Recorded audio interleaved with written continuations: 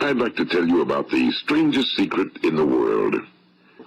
A survey was made one time that covered a lot of men, working men, and these men were asked, why do you work? Why do you get up in the morning? 19 out of 20 had no idea.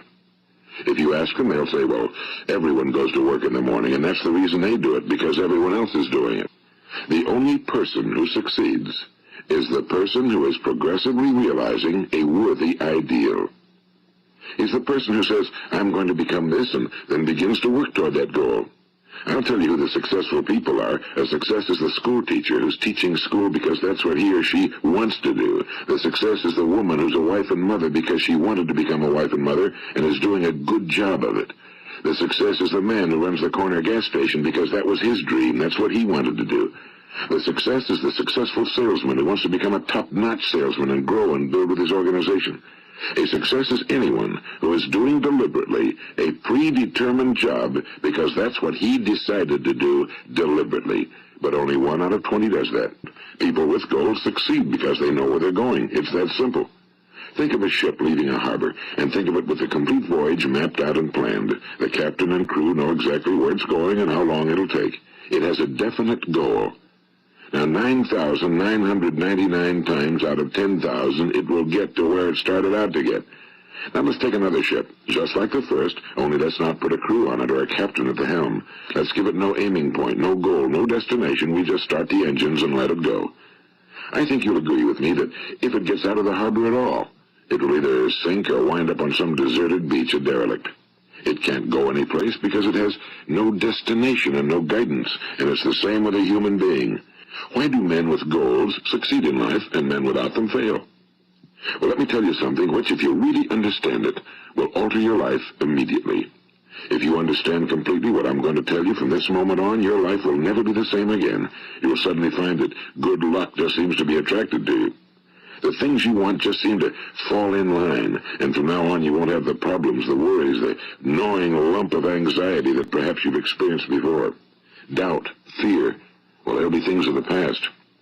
Here's the key to success and the key to failure. We become what we think about. Now let me say that again. We become what we think about. Throughout all history, the great wise men and teachers, philosophers and prophets have disagreed with one another on many different things. It's only on this one point that they are in complete and unanimous agreement. Listen to what Marcus Aurelius, the great Roman emperor, said. A man's life is what his thoughts make of it. Disraeli said this, everything comes if a man will only wait. I've brought myself by long meditation to the conviction that a human being with a settled purpose must accomplish it, and that nothing can resist a will that will stake even existence for its fulfillment. Ralph Waldo Emerson said this, a man is what he thinks about all day long. William James said, the greatest discovery of my generation is that human beings can alter their lives by altering their attitudes of mind.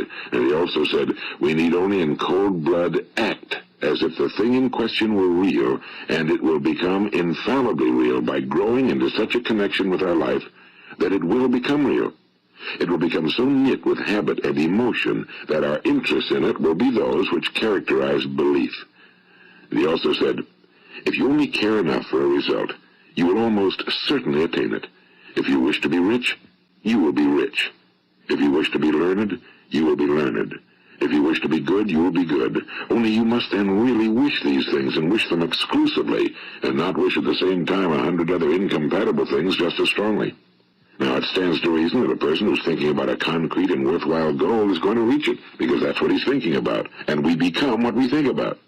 Conversely, the man who has no goal, who doesn't know where he's going, and whose thoughts must therefore be thoughts of confusion and anxiety and fear and worry, becomes what he thinks about.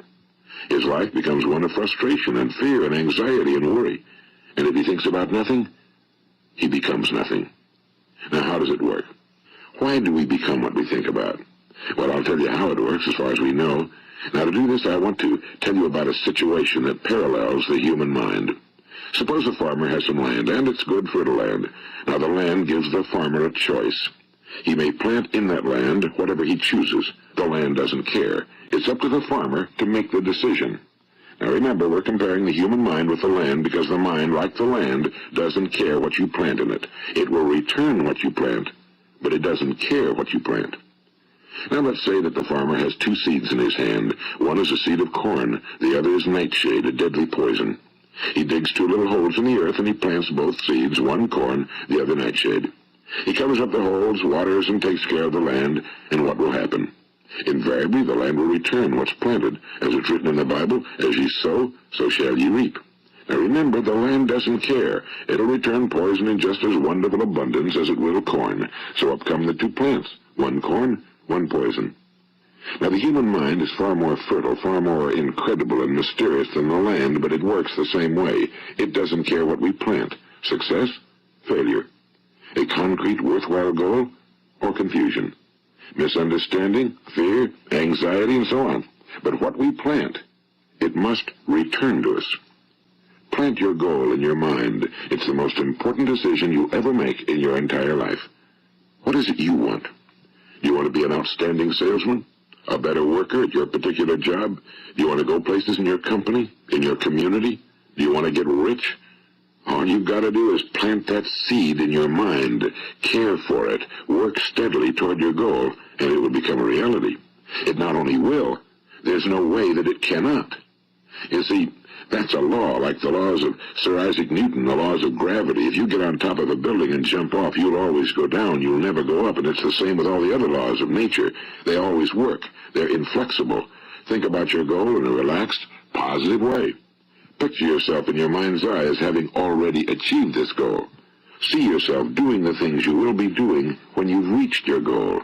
Every one of us is the sum total of his own thoughts.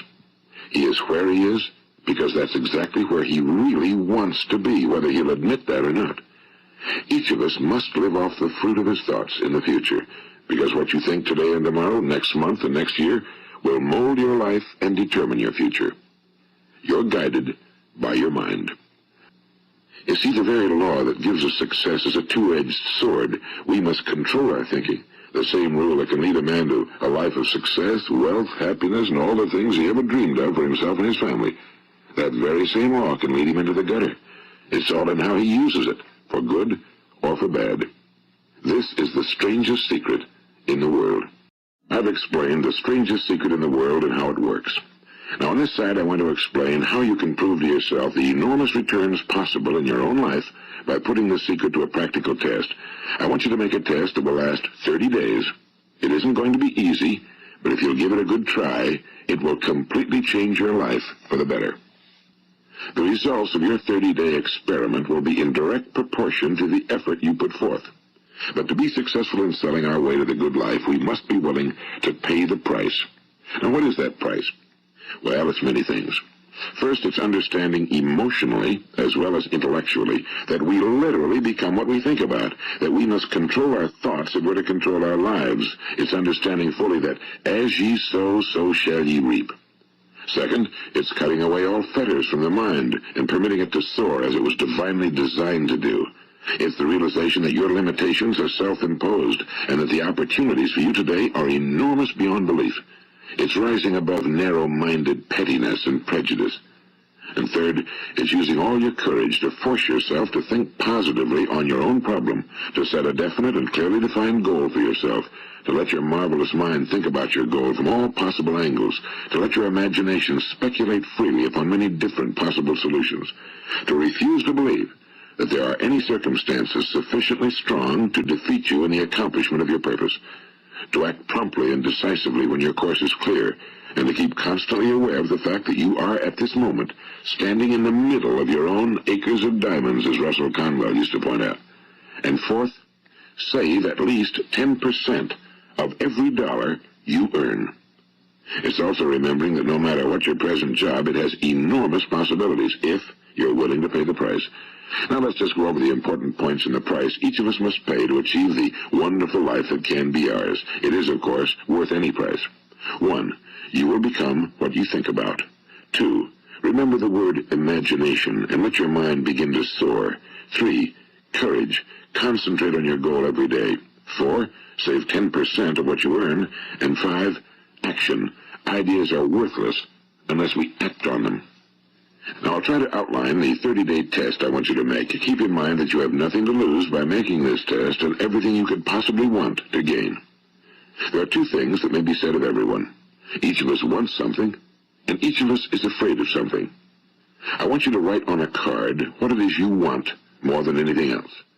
It may be more money. Perhaps you'd like to double your income or make a specific amount of money. It may be a beautiful home. It may be success at your job. It may be a particular position in life. It could be a more harmonious family. Each of us wants something. Now write down on your card specifically what it is you want. Make sure it's a single goal and clearly defined. You needn't show it to anyone, but carry it with you so that you can look at it several times a day. Think about it in a cheerful, relaxed, positive way each morning when you get up, and immediately you have something to work for, something to get out of bed for, something to live for. Look at it every chance you get during the day and just before going to bed at night.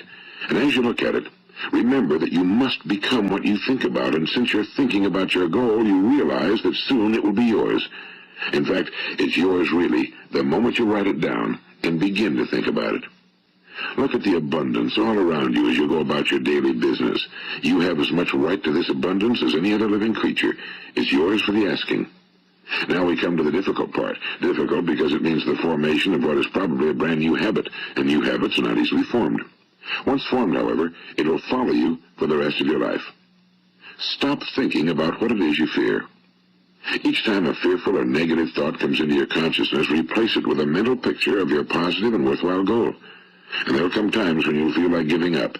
It's easier for a human being to think negatively than positively. That's why only 5% are successful. You must begin now to place yourself in that group.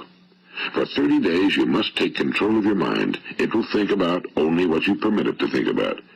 Each day for this 30-day test, do more than you have to do. In addition to maintaining a cheerful, positive outlook, give of yourself more than you've ever done before. Do this knowing that your returns in life must be in direct proportion to what you give. The moment you decide on a goal to work toward, you're immediately a successful person. You are then in that rare and successful category of people who know where they're going. Out of every 100 people, you belong to the top 5. Don't concern yourself too much with how you're going to achieve your goal. Leave that completely to a power greater than yourself. All you have to do is know where you're going. The answers will come to you of their own accord and at the right time. Nothing great was ever accomplished without inspiration. See that during these crucial first 30 days, your own inspiration is kept at a peak. And above all, don't worry. Worry brings fear, and fear is crippling. The only thing that can cause you to worry during your test is trying to do it all yourself. Know that all you have to do is hold your goal before you. Everything else will take care of itself. Now, success is not the result of making money. Making money is the result of success. An outstanding medical doctor recently pointed out 6 steps that will help you realize success. 1. Set yourself a definite goal. 2. Quit running yourself down. 3. Stop thinking of all the reasons why you cannot be successful and instead think of all the reasons why you can. 4. Trace your attitudes back through your childhood and try to discover where you first got the idea you couldn't be successful, if that's the way you've been thinking. 5. Change the image you have of yourself by writing out a description of the person you would like to be. And 6. Act the part of the successful person you have decided to become. The doctor who wrote those words is a noted West Coast psychiatrist, Dr. David Harold Fink. Do what the experts since the dawn of recorded history have told you you must do. Pay the price by becoming the person you want to become. It's not nearly as difficult as living unsuccessfully. Make your 30-day test, then repeat it again, and each time it will become more a part of you until you'll wonder how you could ever have lived any other way. Live this new way and the floodgates of abundance will open and pour over you more riches than you may have dreamed existed. Money? Yes, lots of it. But what's more important, you'll have peace. You'll be in that wonderful minority who lead calm, cheerful, successful lives. Start today. You have nothing to lose, but you have a whole life to win.